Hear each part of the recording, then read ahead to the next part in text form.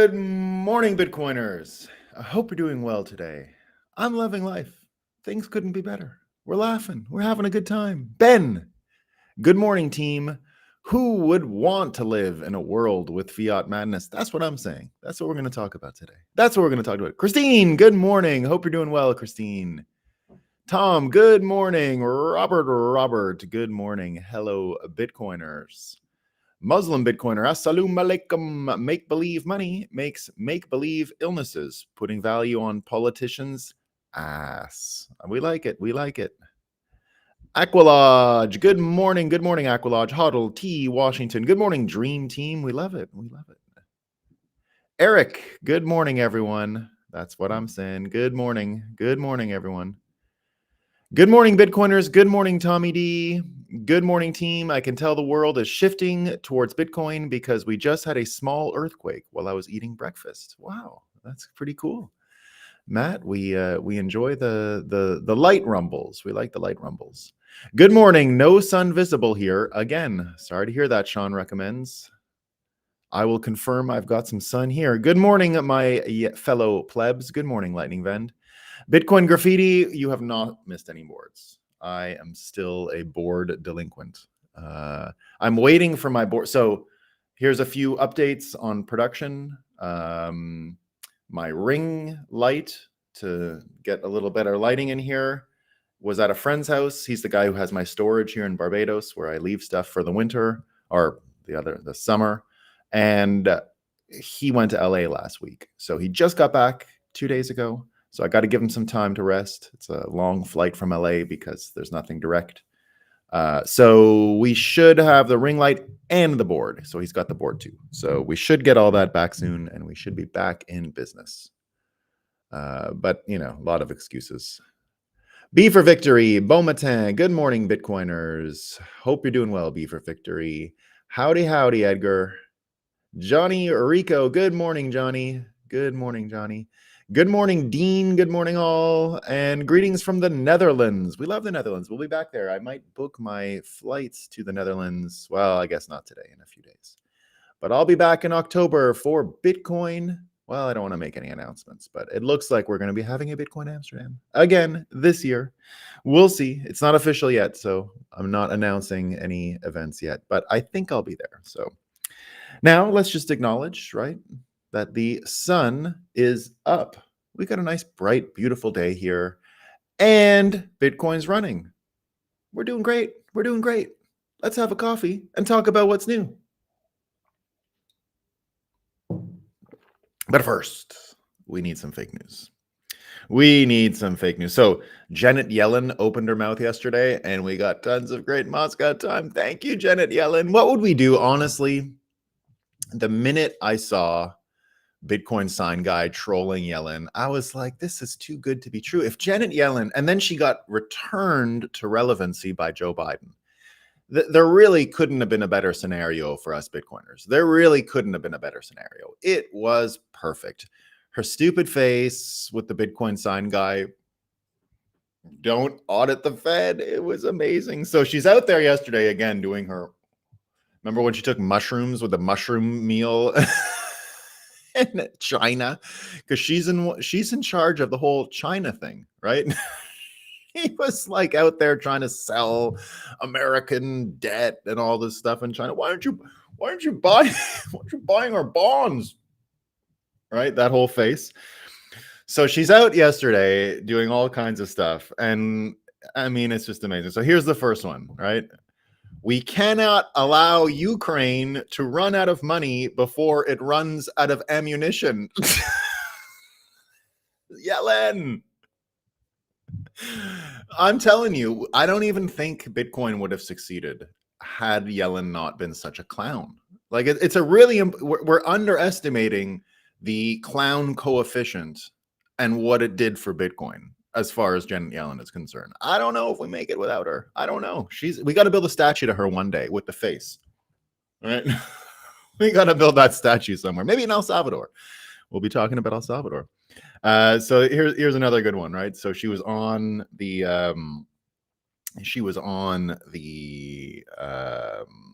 on ABC talking about this stuff, right? About the treasury. And she goes, Remember, it was transitory that she was out selling the transitory for a long time. Inflation is transitory, right? Transitory means like you go through it and then things are different after, right? Or things go back to what they were. So here's what she says. Most Americans know that prices are not likely to fall. It's not the Fed's objective to push the level of prices back to where they were. Thank you. Now, here's the best part. We get this from CNN. This is another, through all the talking yesterday, right? There was other stuff that came out. And here's what it is, right? So the Fed is fed up with data revisions. All right. That's the CNN headline. The Fed is fed up with data revisions. What are data revisions? Well, they're according to Ropium here, he says the Fed has stated they will no longer base policy off of data revisions, citing their inability to keep track of our lives. So I'm not even gonna, whatever they said, they're not going to go back and look at it again. What do I say is like the most important part of predicting? What's the most important part? It's not getting it right. That's not the most important part of predictions. The most important part of predictions is to literally go back to when you made the prediction and judge whether you had it right in the first place. They're not going to do that anymore, guys. They're not going to do it. It's done. Oh, gosh. Now, of course, our theme today, right, we're going to be talking more about mental illness. But the Washington Poop has an amazing headline, and this comes from health and wellness experts, guys. So if we want to focus on our health and wellness today, the Washington Post is on your side. They want your health and wellness maxed. They're going to give you the best advice you've ever had, okay? I heard we got, there's people with the weather, right? Balmy Minnesota. We heard a bit about weather. It's above freezing. Okay, that's good. That's good. That's good, Jeffy. But you got to read the Washington Post because you got any troubles. Okay, here's their advice. Are you guys ready? Are you ready for the Washington Post, who is so concerned about your health and wellness? They really are. Okay, here's their expert opinion on how to increase your health and wellness. Ready? Health and wellness experts have determined that taking multiple vacations in a year is beneficial to your overall well-being.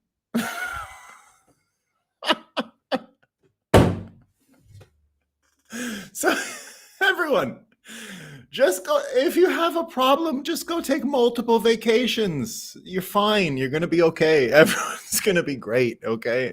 Washington Post, they got all their experts together, their health and wellness experts. All right. And they got a great conclusion here, guys. They have determined, just listen to this. Health and wellness experts have determined that multiple vacations is really great.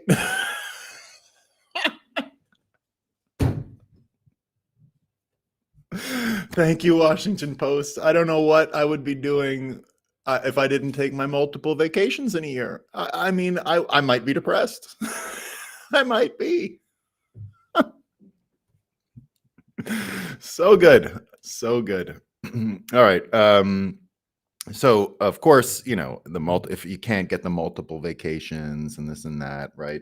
It's not easy. Not everyone can get multiple vacations. So, you gotta work your best, right? But good news is if you stay home and you read the news, right? If you stay home and read the news, then it's just going to be all great. You're just going to have a healthy time, right? You're going to read the news and you had your vacations. You're going to read the news. Things are going to be great. And then you read headlines like this. Trump is a danger to U.S. security. His isolationist views and erratic thinking and style would pose even greater risks in a second term. Max Boot comes in as well. That was from the Wall Street Journal. We get this one. That's Trump time, right? Conventional wisdom says foreign policy doesn't decide U.S. elections. This is from Max Boot. You always got to know the players. Max Boot, right? He's the one who wears the fedora all the time, like he's some old-timey journalist, right? He actually wrote a great book that I read called The Savage Wars of Peace, but we all know where these books come from, right? Mike Benz will tell you where these books get made. Conventional wisdom says foreign policy doesn't decide U.S. elections, but the 2024 choice, presumably Biden versus Trump, has seldom been this scary or stark. It's so scary. It's so scary. Here's a Politico headline on our elections. What do we know about our elections, right? They're so legitimate.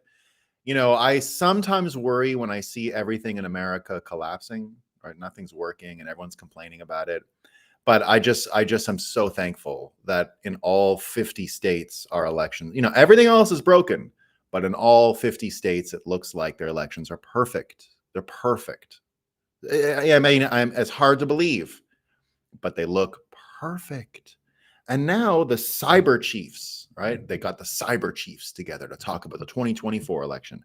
And Politico reports, all right, the cyber chiefs have all got together and they say that they're confident that the 2024 election will be the most secure in history. Okay, we got nothing to worry about. The elections are going to be great. They're going to be totally amazing. Totally amazing. CNBC has this headline. All right. CNBC has this headline and they say the world will have its first trillionaire within a decade. All right. But poverty won't be eradicated for another 229 years, report finds. So there's poverty, according to experts, we got it's not 230 years. That's the good news. The good news is poverty, it looks like in 230 years, it's gone. It's gone. We're going to be great in 230 years. So that's the year 2200 and what, 29 and 30 plus 24, 54. 2254. All right. So everyone, all we got to do is wait for the year 2254 and the Fiat promise will be realized. We'll have eradicated poverty, everyone. Thank you, CNBC. Thank you. Here, let's just do the summary. They have the key points at the top of the article. In the last 3 years, the population of the super wealthy has skyrocketed in this country and around the world. If current trends continue, the world will have its first trillionaire within a decade, according to a recent Oxfam report on global inequality. Shortly after Oxfam's report was released, some of the world's wealthiest people called for higher taxes on the very richest in society. But it doesn't matter. We got to wait till 2254. So it's just around the corner, guys. It's just around the corner. Don't worry about it. Hillary commented on the article, though. Hillary came in and said, I believe in rewarding hard work. All right, so she really believes in rewarding hard work. But trillionaires shouldn't exist, especially in a country where kids still go hungry. All right, thank you, Hillary. Thank you, Hillary. So in today's theme, right, if it wasn't clear enough, the fiat news causes mental illness, right? It literally causes mental illness. Not only that, but the dollar system, the opaqueness of the dollar system causes mental illness. And we have some really great examples today of fiat mental illness that come from both the information sources behind fiat and the money itself. And it's kind of bubbling out all over the place right now, this mental illness stuff, right? You kind of can't miss it anymore. Once you see it, you can't miss it. So we had the governor, right? The female governor of the state of Massachusetts, one of the more important small states, I guess you can say, in the United States. It's a relevant state. It's got Boston there. Lots going on in Massachusetts. Got all the colleges there, right? And that's where, if you're the governor of Massachusetts, you get a national profile. Mitt Romney ran for president as the former governor of Massachusetts before he became the senator for Utah. I think he switched states later. Because he's a Mormon, of course, so they have that flexibility. But he was the governor of Massachusetts. And here's the governor of Massachusetts, Laura Healey. Her name is Laura Healey. So she did a Zoom call yesterday, right? And you know how they all do the Zoom calls, all these people who don't do stuff every day on the internet, they all do them with the camera like this. They're always like, you know, so she's there, talking to all the people, right? She's talking to all the people like that on her camera, and she starts crying. Okay, so N Wokeness writes, Governor Laura Healy cries as she announces that she is converting Roxbury Recreation Center into a new shelter for illegals. She says Roxbury Recreation Center is utilized by hundreds of Boston residents every day, including children and seniors, but they're going to have the migrants, or the whatever you want to call it, the immigrants, and they're all going to be there, right? The illegals. And so it was difficult, right? She had a tough choice to make as governor. She had a tough choice. And how did she make her choice? She started to cry. She started to just cry, right? So here we have a Democrat governor crying because of the choices she has to make. Crying, right? It's not an easy choice, but crying. Then we get, if that's not enough, we get the governor of California, right? So that's the governor of Massachusetts, very Democrat state. Now the governor of California, also on a Zoom call yesterday. Now he had his camera a little better than the governor of Massachusetts. He had it square. He had a flag behind him. And they're all kind of giggling, ha, ha, ha, ha. And they're talking about mental health propositions. So they're out there talking about mental health, right? So mental health has now in California risen to the level of the governor being in a mental health Zoom call. Okay, so you got the governor of Massachusetts yesterday bawling about the decisions she has to make. Now you've got the governor of California on another Zoom call going on about mental health propositions. Okay. And so this is what the governor of, and this comes from G. Greschler, Gabriel Lorenzo Greschler. And so the governor of California is there and talking about mental health. And he says he went to Target recently, the big US department store. So he's at Target and he saw someone walk out without paying. Whoa, right? And so he asked a worker why the person steals, right? So he asked the worker, hey, why are people stealing, right? And the worker looks at him, right? And blames the governor, right? And so Newsom is there going, well, the guy didn't recognize him as the governor, right? And then finally recognizes him, right? So then he blames the governor and then looks at him and recognizes him, right? And what was Gavin Newsom's response to all this? Right? What was Gavin? What did he say about, we got the mental illness, we got the people stealing, right?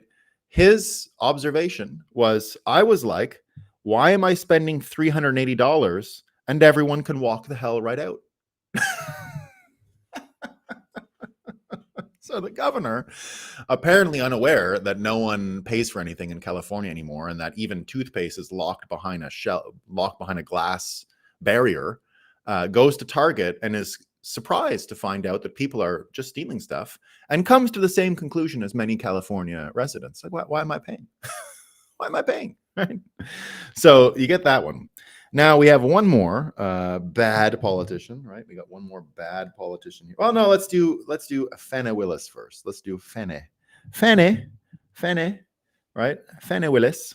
Who's Fani Willis? If you don't know, Fani is the lady in Georgia prosecuting Trump that also started banging her assistant to the point where he got divorced, but they're also laundering money through this relationship. So she was paying him more money than any lawyer going, and he was then paying for her vacations and cruises and things like that, right? So this has been going on apparently for a little while, but now it gets even worse because there's an audio recording. Okay, there's an audio recording of Fani Willis, and here's what we found out. She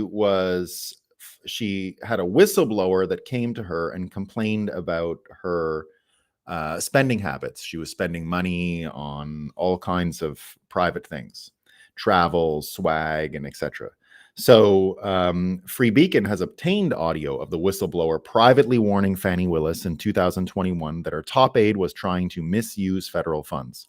Willis did not dispute the allegations. 56 days later, Willis fired the whistleblower and perp walked her out of the office. So they've already got the wife of the man she was banging. She's gone quiet because I guess they paid her off. But we got the new person now. So we got this new problem, right? So Fanny was supposed to have to go and testify in this divorce case, which is just going to be filled with tragedy, right? Mental illness inducing events, right? So, but she doesn't have to do that. But now we got the whistleblower. Kaneko the Great writes, Fannie Willis fired an employee who raised concerns about her top assistant misusing government grants for MacBooks, travel, and swag. Seems like a pattern.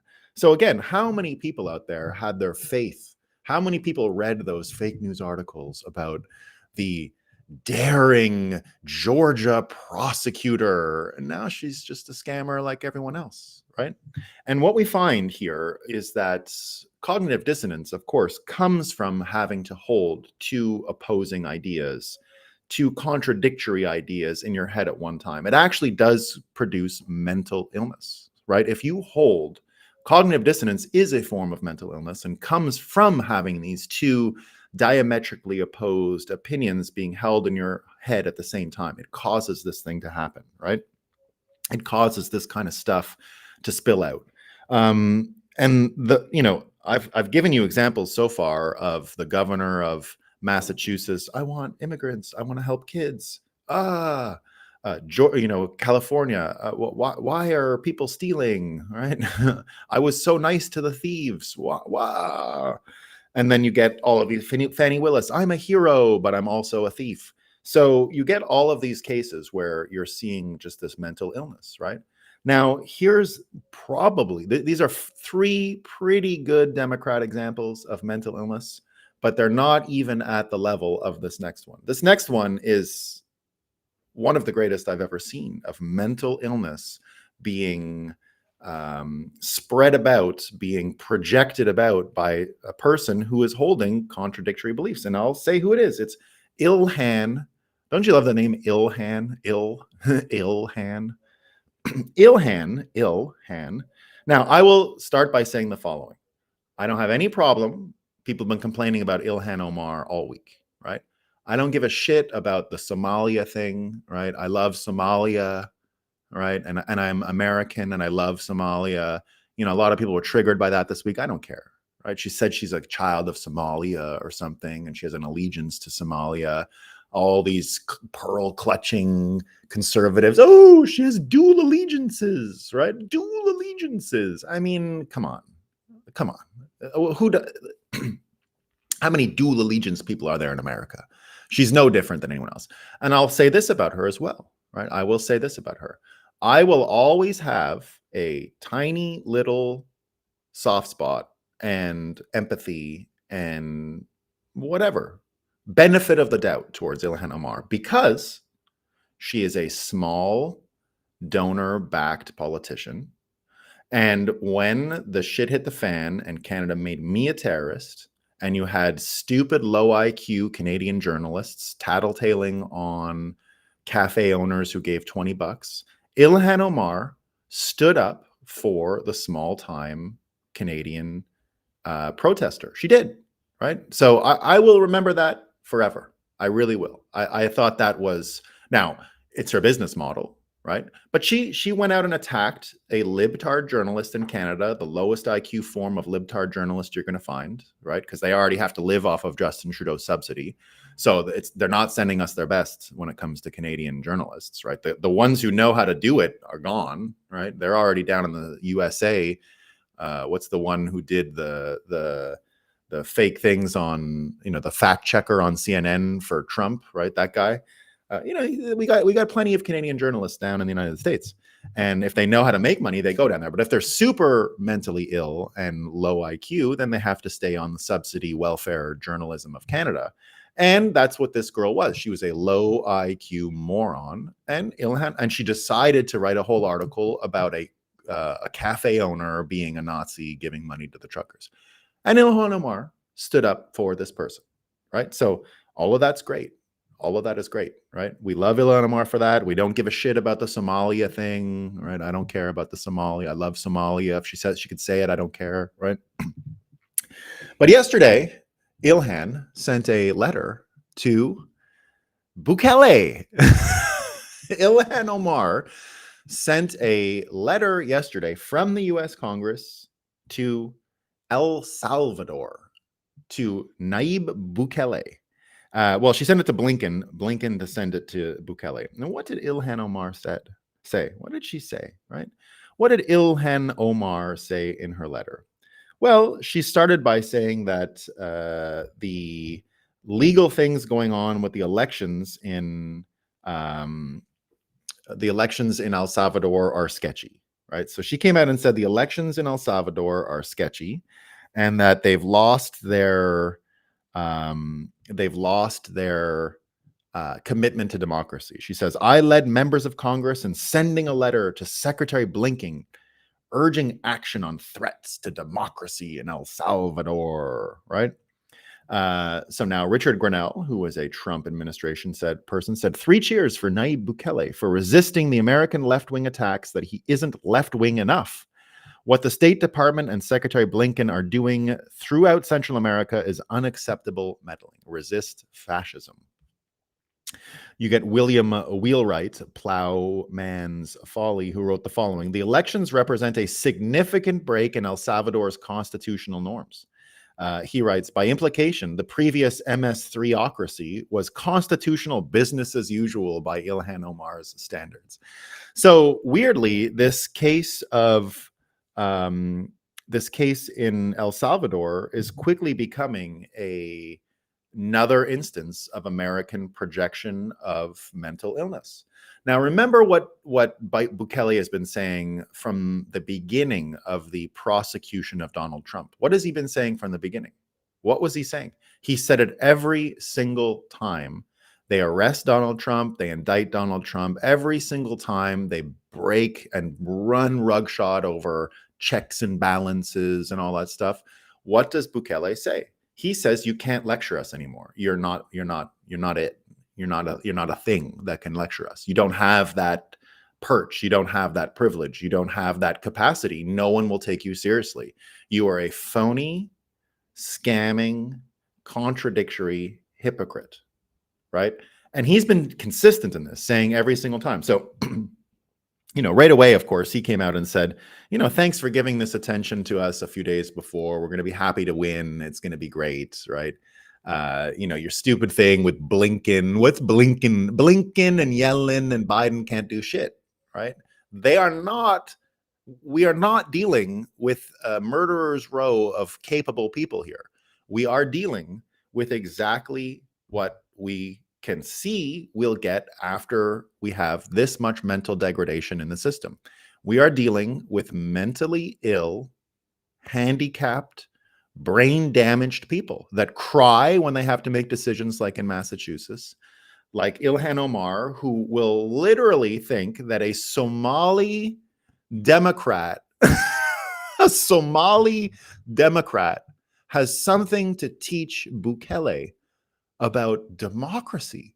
And even if democracy is such an important and vital thing, America doesn't have it.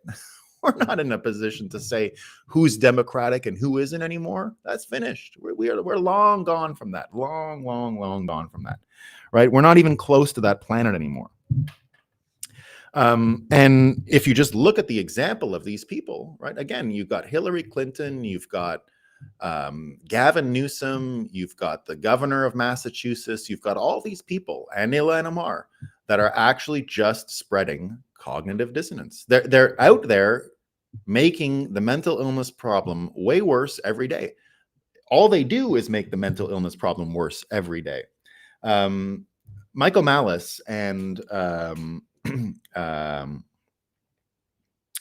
several others have been picking up on this business model the press engages in. So Michael Malice writes the following about the corporate press and the politicians that fit into this relationship. He says, the primary goal of the corporate press is to not inform, but to explicitly direct the reader how to feel.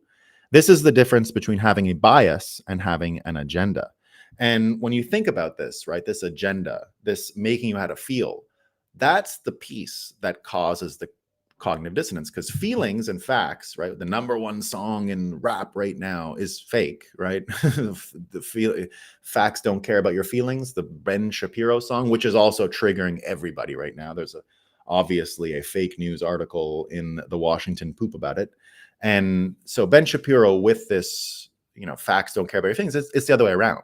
Feelings, of course, don't care about facts. Feelings will ignore facts. And that's how this whole wedge of brainwashing works. That's how it enters the brain and creates all this mental illness, right? So CB says, an allegiance to Israel, okay. Yeah, I kind of like that. Yeah, so I'm saying I don't give a shit about the dual allegiance piece. Like, it doesn't, I never mentioned Ilhan Omar days ago about the thing with the allegiance thing. I love Somalia. The president of Somalia calls me my daughter or his daughter or whatever. I don't give a shit. I'm not going to even bring it into this breakup space. It's too low quality information. It's just dopamine dealing on the Republican side, right? I'm not interested in that. Now, again, I'm only a fan of Ilhan Omar insofar as I appreciate that she is a small donor-backed politician. That's sort of a plus in her thing, right? I would be happy if she lost an election. I didn't have to see her stupid, hear her. I don't like her voice, so I don't want to hear her voice anymore. So that would be great, right? I don't want to hear her. I can read what she says. That's fine. But I don't have a problem with that. I have a problem with her going out of her way, trying to teach Bukele and El Salvador about democracy. Right? It's retarded. It's a mentally ill thing to do. It's proof that they're either suffering from mental illness themselves or they have no problem spreading it. They have just no problem spreading it. So if you're an American and you have any understanding about what's going on in American politics, and you go down to El Salvador and say, well, you guys should be more like us, then you have mental illness. Mental illness, right? So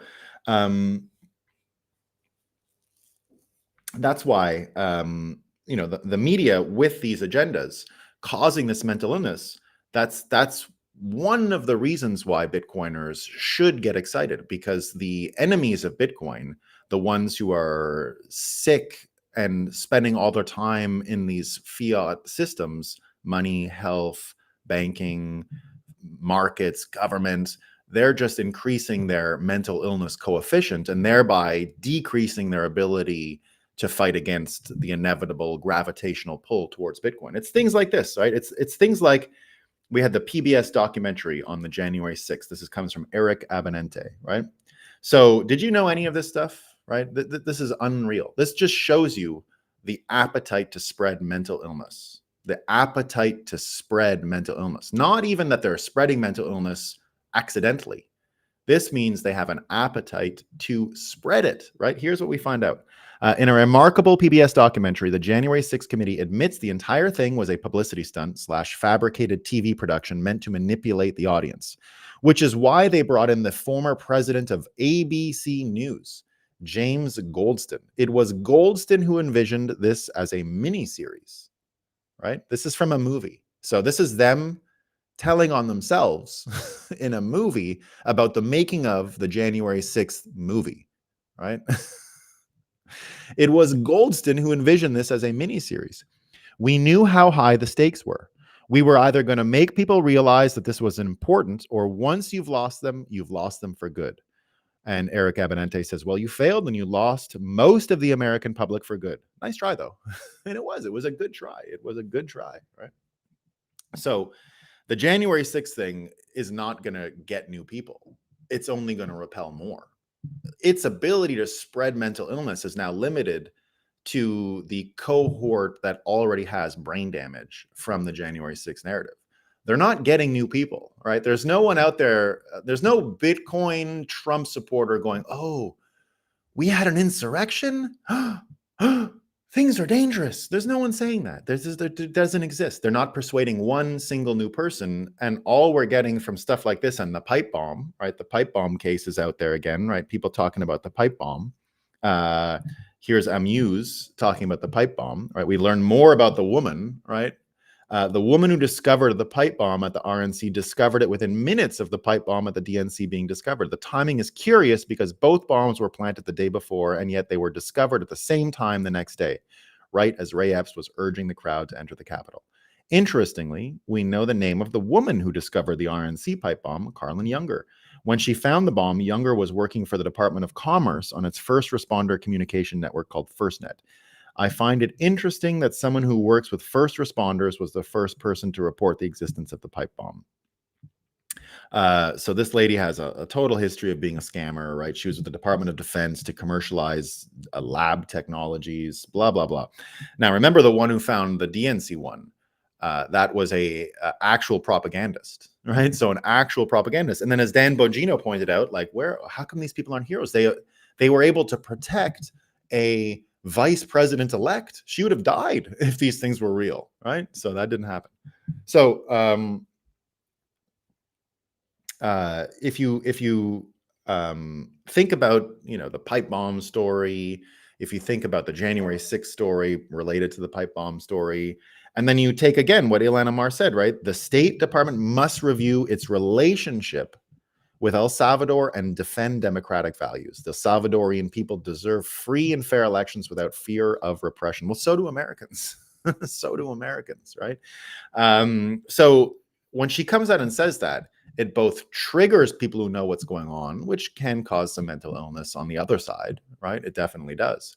That's why you've got to take this as funny. Like, you've got to laugh at Ilhan Omar when she comes out and says, because the good news is Bukele set the joke up for us. He's been consistent. He has not stopped saying for over a year, America can't lecture us. America can't lecture anyone about this. They are now a absolute clown show and have no capacity to laugh and mock and criticize other people who are not democratic. Right? It can't happen.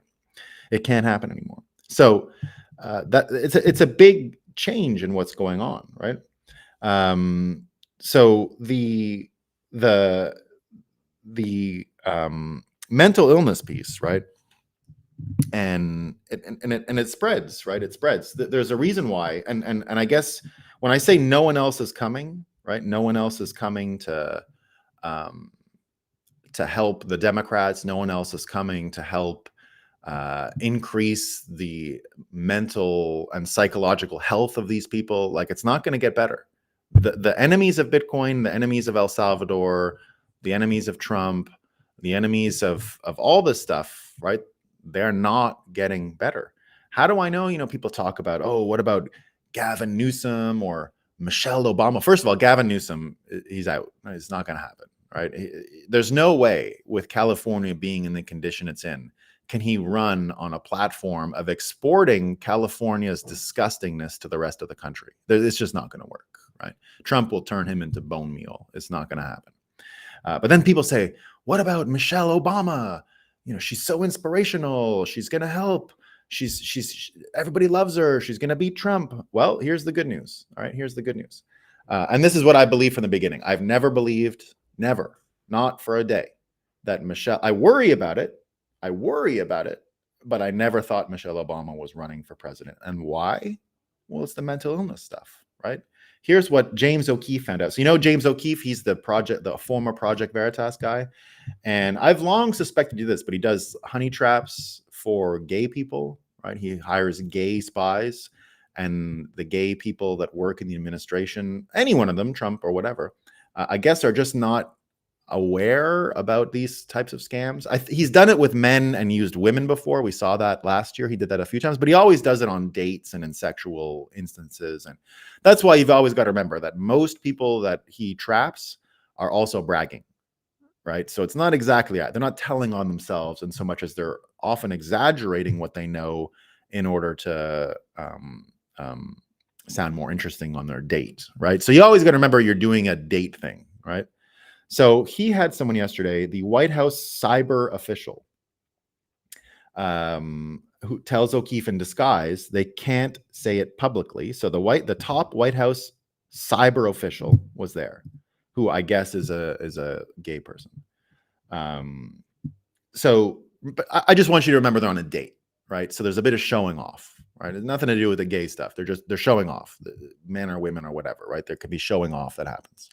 So here's what we found out, right?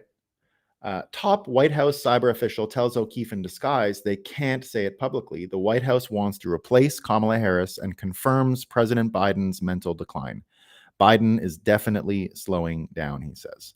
I'm just telling you what I've heard.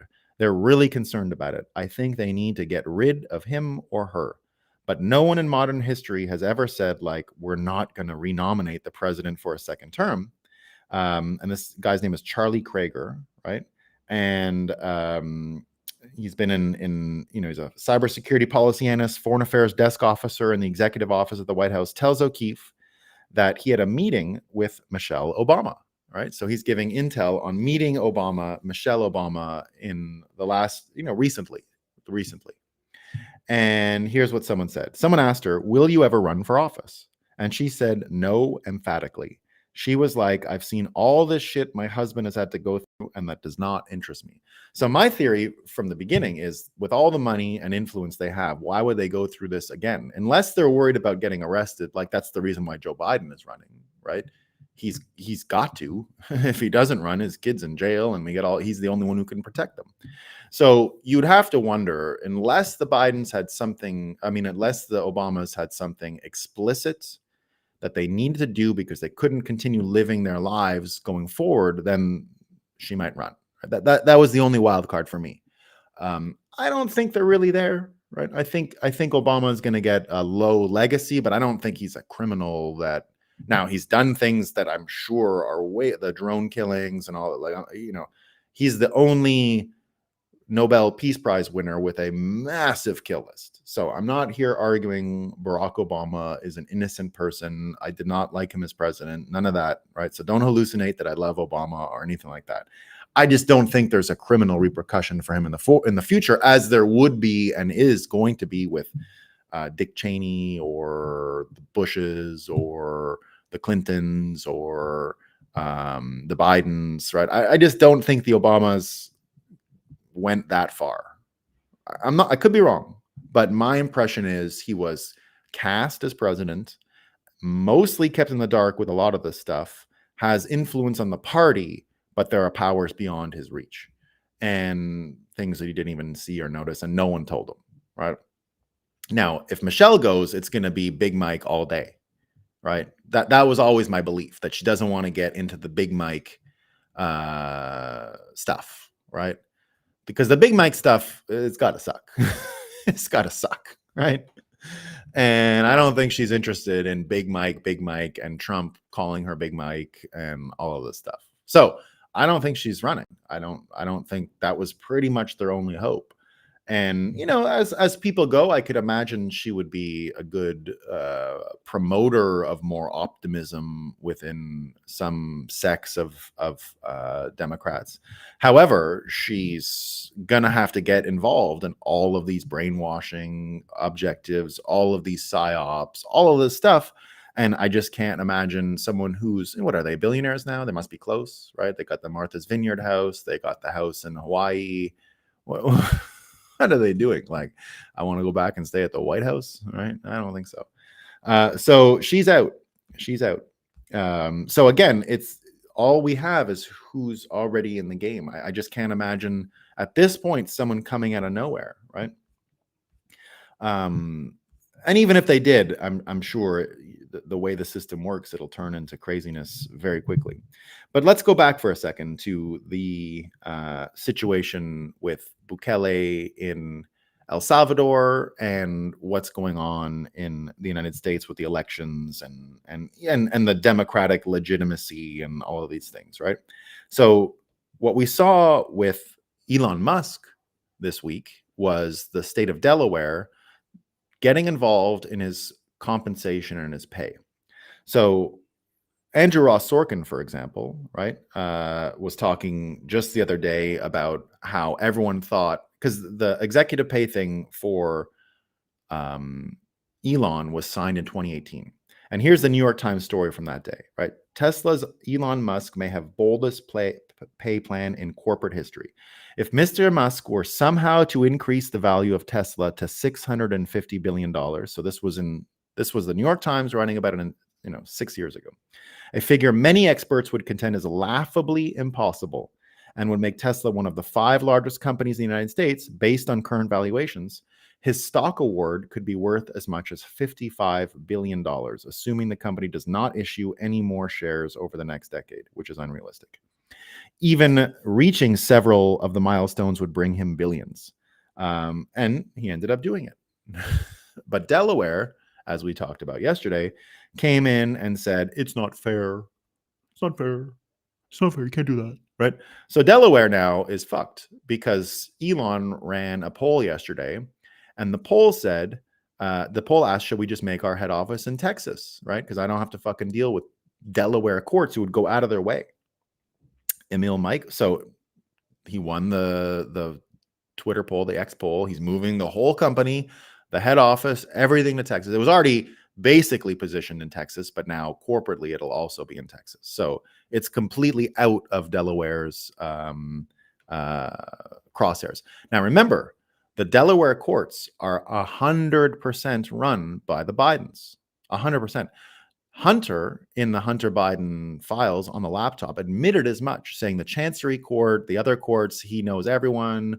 He knows everyone who's been appointed. He threatened the Chinese by going to the Delaware courts to deal with some dispute, right? So we've known for a long time that it was controlled, but that's his home state, right? That's Joe Biden's home, or that's where he was the senator for many years. He's actually from Pennsylvania, but that's not true. He is really a Delaware guy. So Emil Michael writes the Delaware Corp. Remember, we talked about it yesterday. The Delaware situation is where most American companies are headquartered because of the predictability of the rule of law in favor of shareholders and these things. But that's gone. Here's what Emil Michael says: the Delaware core standard is rooted in consistent support for shareholder votes, reasonable judgment by boards of directors. This ruling against Elon Musk is so egregiously disrespectful of these pillars, subjective on fairness in retrospect, that Delaware will lose supremacy if this stands. Now, it doesn't even matter if it stands because Elon is gone, right? Elon is gone. So the public vote is unequivocally in favor of Texas, Elon writes. Tesla will move immediately to hold a shareholder vote to transfer state of incorporation to Texas. So now that happens, right? The Texas thing happens, and the Elon thing happens on the same day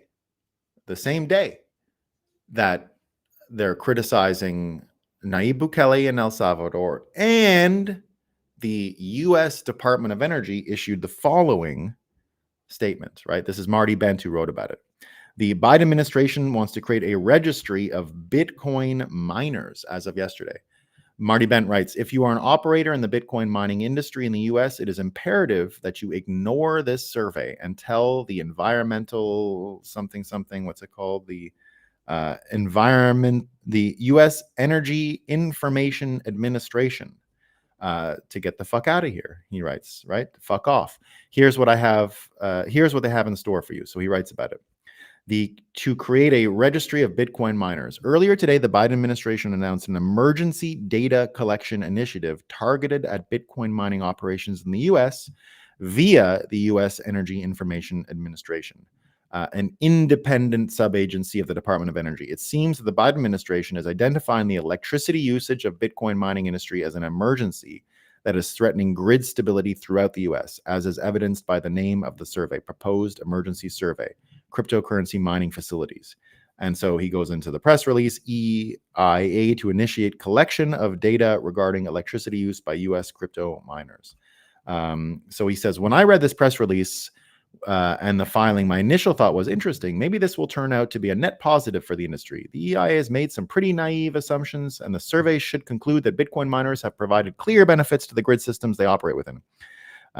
That's when I decided to take a look at the actual survey. Upon review, it proves to be one of the more Orwellian things I've seen come out of this administration. And that's saying a lot. If you dig into the information that the EIA is requesting, it looks as if the EIA is getting out to create a hyper-detailed registry of mining operations in the United States. And what he's saying is this is more or less a precursor to rolling all this up in some form of 1601, basically being commandeered. Max Kaiser writes, as predicted, Bitcoin miners, in response to the Marty Bent thing, As predicted, Bitcoin miners in the US will be commandeered by the government. Bitcoin held in various ETFs will get seized, with holders getting cash. The threat to the fiat money war machine has reached a critical juncture. Self-custody or lose it. So Max is probably right in his warnings here. I don't know if they'll come true because of this. Texas already engaged in insurrection with the US federal government at the border, already getting interested in corporate squabbles, thinking, I think anyway, that the Delaware mistake and opening up Tesla, moving there, could be a huge boon for Texas as far as corporate registration goes. Now, Texas as well, being an ERCOT, being the massive utility that's in Texas that understands the 6942. Yeah, that's what I meant. Executive Order 69420, Bitcoin war bonds is a real thing, y'all. So if you think about ERCOT, the Texas utility that understands grid mechanics, they don't need a fucking survey from the US government. They don't need that, right? They don't need that. These folks understanding this stuff are not going to listen to this fake federal entity. It's going to be a spillover of what we see at the border. It's going to be a spillover of the fights that we're already seeing between the Biden administration and the states. And weirdly, if you didn't know this, the state of El Salvador has diplomatic Bitcoin relations with Texas. They have a Bitcoin embassy between each other's jurisdictions. So most of the mining is already in Texas. Texas is energy literate. They understand the grid better than the stupid survey from the environment, whatever United States thing. So here's what's going to happen. And I think we're going to get to see this in 2254, when poverty is alleviated, according to the Fiat experts. We're going to see it this year. We're going to see Texas scofflaw, and the miners in Texas scofflaw the U.S. federal government, something they should have done a long time ago, something that the markets people did a while ago, right? Kraken scofflawed New York. There's going to be more scofflawing going on. It's not just going to be the exchanges. It's going to be the energy people. And once the energy people, scofflaw, by the way, is the term used during Prohibition when you said you didn't, if you were unconstitutionally drinking alcohol, you'd say I'm a scofflaw, right? I scoff the law. So you're going to see scofflawing take off like crazy with these miners. No one's filling out this fucking form. And even if they do, the threat of, oh, you're a publicly traded company, and it might work on the low IQ Canadians. It's not going to work in Texas. It's not going to work. They're going to reincorporate in Texas. They're going to do what Elon has done there. Remember, Elon and Tesla have Bitcoin, right? They're not on their balance sheet. They're not going to fuck around with, what is the Department of Energy in Washington, D.C. about our electricity literacy? I mean, they're going to go teach ERCOT. They're going to go teach ERCOT, the Texas energy utility, about energy grid stability. No, it's never happening. So the good news here, guys, the good news is you have on this Bitcoin file, you have the federal government with only one avenue forward: spread mental illness. That's it. They can spread mental illness and say, oh, it's bad for the environment. You're going to boil the oceans and da-da-da. But it ain't going to work on Texas. It might work in New York. It's not going to work on Texas. Sorry, Department of Energy and Biden's. You can't spread mental illness fast enough, efficiently enough to change what's happening in Texas already. You're just losing, and it's not going to stop. It's not going to stop. So we have this great year of watching more fiat people get mental illness from their poor choices of information sources, and Texas telling the Biden administration, particularly around Bitcoin, to go fuck itself. And El Salvador, who has no lessons to learn about democracy, is going to be there to help Texas. It's going to be great. It is going to be great. All right, let me see what people are saying over on Rumble and see what people are saying on Rumble. Let me get the volume down so we don't get any craziness. All right. Ooh, big crowd here. 237 people. North Carolina Suburban Mom. Good morning. So happy to wake up to Breakup. Great, North Carolina Suburban Mom. We love that you come. Good morning, thinkers. Morand. Smartinez, good morning, Bitcoiners. Old saucy. For some reason, I guess mental illness causes fiat. For some people, I guess mental illness causes fiat. I still think it's the other way around, old saucy, but it is a chicken and the egg question, right? Good afternoon, Sluggo123. Another good example of why women don't make good leaders. Not when it comes to war. Not when it comes to war. Some things they're fine with, but not the war one. What you talk about, Willis? Ilhan is just saying the quiet part out loud. All the dual citizens should be banned from positions of power. That's only common sense. A house divided will not stand. Let's the uniparty divide and take over the country. But I guess that's their plan, old saucy says. Yeah. Look, again, I'm not worried about dual stuff. But if some people are, that's fine. Crypto Joe, don't forget the like button. It's a protest like against YouTube. We love that. Thanks, Crypto Joe. Yeah, YouTube can fuck off. Huh? Losers for readers, leaders for losers. Yeah. Losers for leaders, leaders for losers. I like it. Yeah. The society that separates its scholars from its warriors will have its thinking done by cowards and its fighting by fools. I like that, old saucy. The insurrection is a total and laughable scam. Agreed. We have the highest criminal in chief awaiting flipping 2020. Cam Fam 1135. Yes, it is, and I'm praying it's all kafape. Sluggo, here's O'Keefe's channel on Rumble. Yeah, we love O'Keefe. The country pushed left BS so they vote right. Yeah. Pushed left so they vote right. Yeah. Shout out to Canada. Left equals right. Same shit, different day. SOS. Yo, what's up? It's Bitcoiners indeed. All right. That's all I got for today, guys. That's all I got. Thanks for coming, everyone. If Bitcoin is so good, then why are you all so clear-minded and bubbly? Well, David, where Bitcoin does more for your own worldview.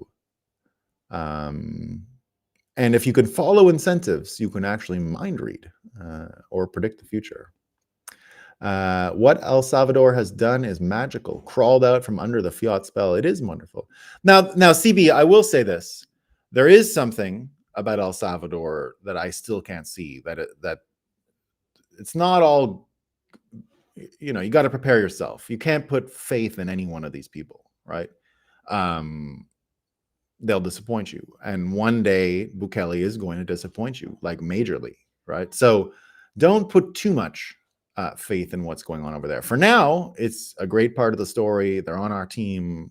But I just, it is magical. It is magical. I hope it ends with a happy ending, right? In El Salvador. But there's a lot we don't understand that's going on down there. Now, I don't have special information. I have some rumors. They're not real, right? What I'm saying is, don't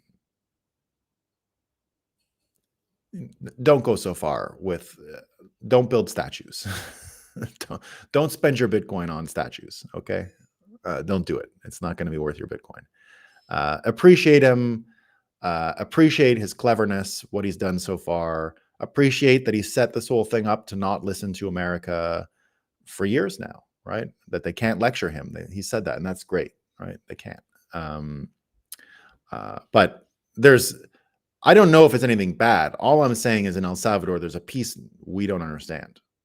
There's a piece we can't understand. And if you don't understand fully someone's intentions and incentives, you're a little bit blinded, right? And we don't understand fully his incentives. So far, so good, though. So I don't want to do any undue exaggeration of worry. I'm not worried about El Salvador. I'm just not I'm not moving to El Salvador, put it that way. I'm not moving there. I'm happy where I am. All right, team. Everyone have a great day. I'll see y'all tomorrow.